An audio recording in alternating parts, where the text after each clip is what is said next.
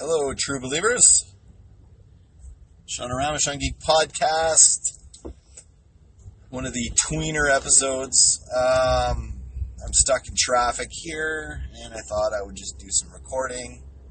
So, this past Monday saw the release of a monumental episode. It was the 201st episode. Yes, that's right. We cracked 200 episodes. There were, I think, 26 episodes released season 1. That was on Podomatic. And season 2, we transitioned over to Podbean, which is where we are now. And, so we cracked that. I'm planning something. I haven't quite decided what to do yet, but I would love suggestions. But when we reach our 200th episode on Podbean, which we're very close to, want to do something special there. We can maybe, I don't know. What do you guys want to do? What do you guys want to see us do? So anyway, that's coming up soon, I guess. Towards the end of the year, I guess. So anyway, that's really exciting. The episode this past Monday was great. I got really excited. We talked about what came out of San Diego Comic-Con, specifically the Marvel Studios panel. I've got theories galore. I actually thought I need to have a cheat sheet and share that with you. There's so many things that I unearthed during the recording of the podcast, turns I think that Marvel is going to take, that we're going to see happen in Phase 4, Phase 5, all that sort of stuff. Go check out the episode. It's some really great stuff. It was very exciting. I had so much fun doing that episode. I did it by myself too, because I just needed to get everything out. I'm so excited about the announcements and the direction that Marvel's taking and what I think that direction is and how the Fantastic Four is being introduced. None of that was given up, but there was enough hints at it that I've got a theory for the long game for Phase 4, Phase 5, and what we can expect the Fantastic Four's involvement to be, how they are introduced, and how they're going to do Fantastic Four right this time. Go to check out the episode. It was a lot of fun. Next week, on Monday, we've got a very special episode again. That episode talks about... I've got this thing about No Doubt. I really liked Tragic Kingdom. When it came out, I listened to it. In fact, a lot of my drumming style came off of a few albums that were out around the same time. It was Propaganda's Let's Talk More Rock, No Doubt Tragic Kingdom, Nirvana's Nevermind, Pixies Trompe le Monde. What else was I listening to at the time? Oh, and Bob Marley, Legend. Those are all albums that really changed how my drum sound went from a hard rock drum sound to a bit more worldly and different with elements of ska, reggae, punk in it, and funk. I went through a big funk phase too. So a lot of that was all in and around the time of that No Doubt Tragic Kingdom album, which I fell in love with. And I tell you about my love for the album, my frustration with the band, the media's perception of No Doubt, Gwen Stefani's misinterpretation of our perception of the band, and why I call it the fall of Gwen Stefani. I'm very passionate about this one. I kind of get angry in spots, and to add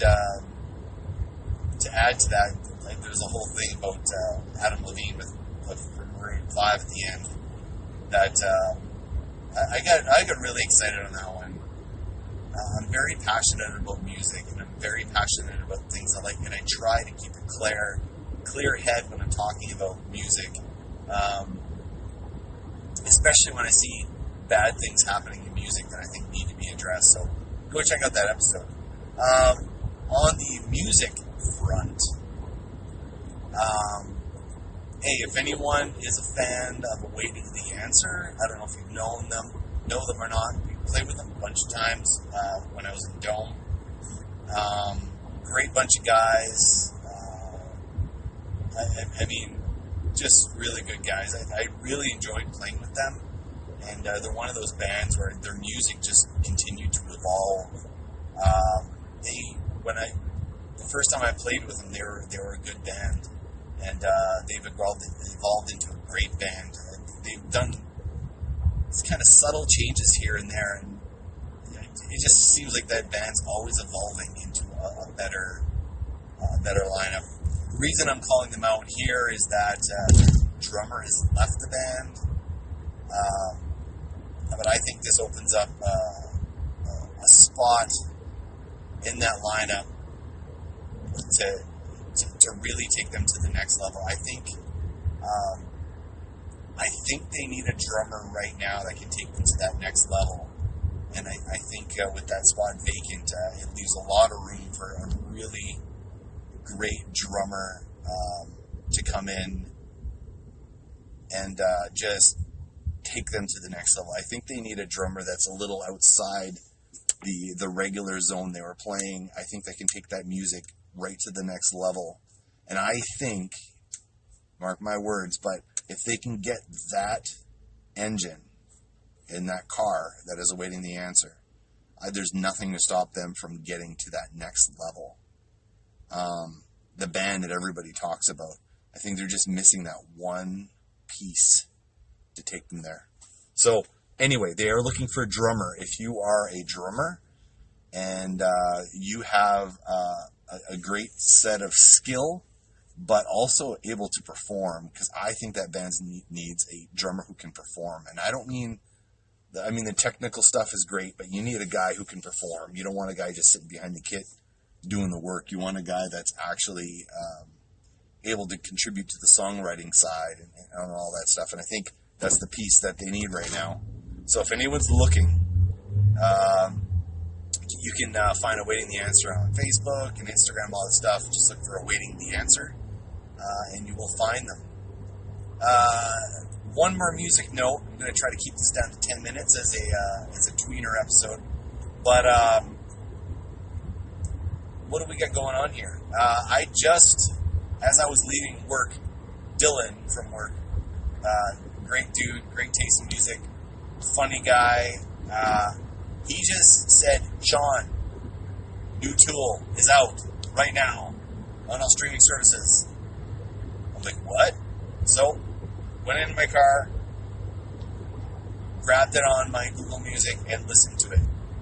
It's a 10-minute epic opus. It's good. It's very Tool. It's exactly what you'd expect.